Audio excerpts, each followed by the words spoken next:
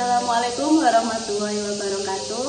Perkenalkan, saya Nimas Asing Indaswari dari Guru SMP Negeri 2 Nalongsari.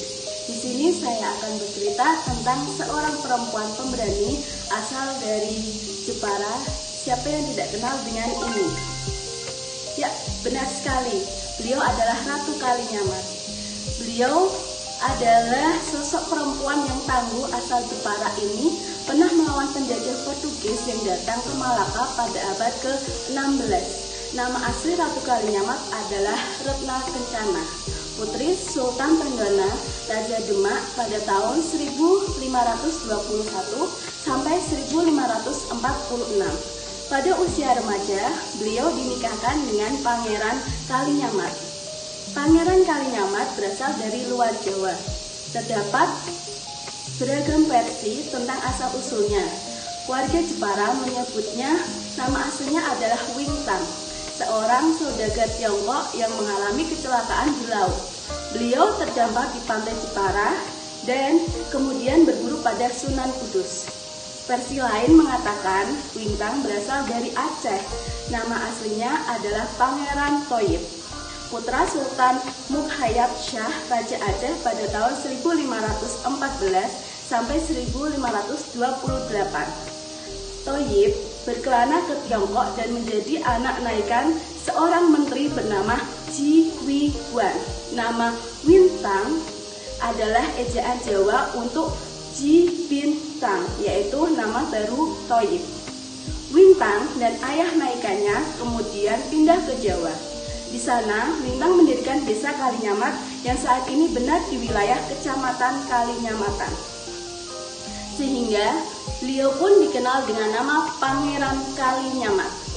Beliau sukses menikahi Retna Kencana, putri Bupati Jepara, sehingga istrinya itu kemudian dijuluki Ratu Kalinyamat. Sejak itu, Pangeran Kalinyamat menjadi anggota keluarga Kerajaan Demak dan mendapat gelar Pangeran Hadirin. Pangeran dan Ratu Kalinyamat memerintah bersama di Jepara. Cui Guiguan, sang ayah naikan, menjadi patih bergelar Sugeng Badaduung yang juga mengajarkan seni ukir pada warga Jepara. Pada tahun 1549, Sultan Prawoto, Raja keempat Demak, mati dibunuh oleh utusan Arya Penangsang. Sepupunya yang menjadi Bupati Jipang, yaitu Ratu Kalinyamat, menemukannya keris Kiai Betok milik Sunan Kudus. Keris milik Sunan Kudus yang menancap pada mayat kakaknya itu. Maka Pangeran Ratu Kalinyamat pun berangkat ke Kudus meminta penjelasan. Sunan Kudus adalah pendukung Arya Penangsang dalam konflik perebutan tahta sepeninggal Raja Trenggono tahun 1546. Ratu Kalinyamat datang menuntut keadilan atas kematian kakaknya. Sunan Kudus menjelaskan semasa muda Sunan Prawoto pernah membunuh Pangeran Sekar Sedalepen, ayah Arya Penangsang. Jadi wajar jikalau beliau sekarang mendapat balasan yang setimpal. Ratu Kalinyamat kecewa atas sikap Sunan Kudus. Beliau dan suaminya memilih pulang ke Jepara. Di tengah perjalanan, beliau dikeroyok anak buah Arya Penangsang. Pangeran Kalinyamat tewas dan konon beliau sempat merambat di tanah yang sisa-sisa tenaga, sehingga oleh warga sekitar kawasan tersebut diberi nama Desa Prambatan.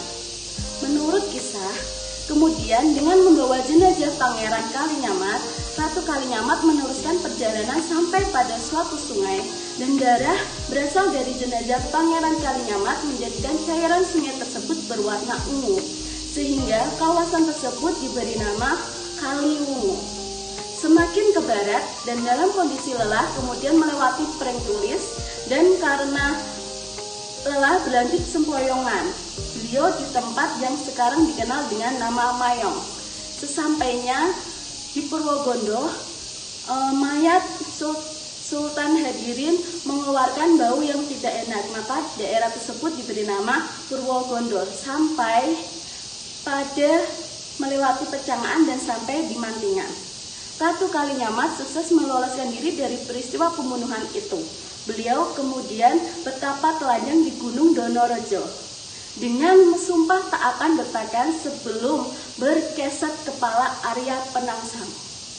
Hasil tebusannya adalah saudara kandung yang lebih muda iparnya, yaitu Hadi Wijaya alias Joko Tingkir, telah menunjukkan bahwa dirinya seorang wanita yang gagah, pemberani, bahkan Portugis mencatatnya sebagai Reina de Jepara, Senorita Pedoresa Erika de Craydel Dem, yang artinya Ratu Jepara, seorang wanita yang kaya, berkuasa, seorang perempuan pemberani.